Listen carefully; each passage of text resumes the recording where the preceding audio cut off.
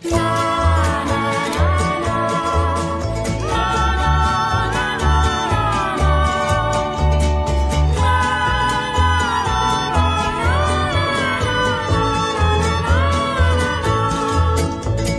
wij repatrieerden uit de gordel van Smaragd, dat Nederland zo koud was, hadden wij toch nooit gedacht.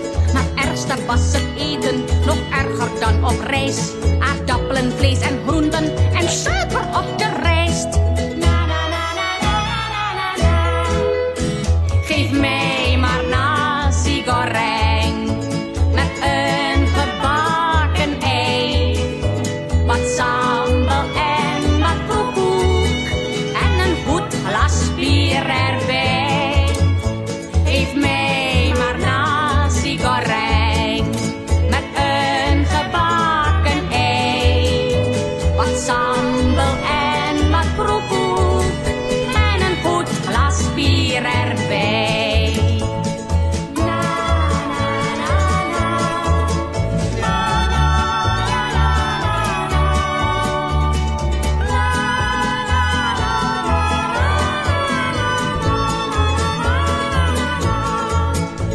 Geen lont of sate babi en niets smaakt hier petis.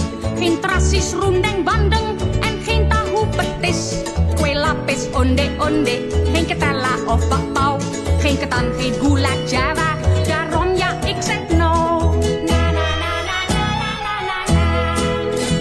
Geef mij maar nasi goreng met een gebakken ei, wat sambal en wat kroekoek en een goed glas bier erbij. Geef mij maar nasi goreng met een gebakken ei, wat sambal en wat kroekoek en een goed glas bier erbij.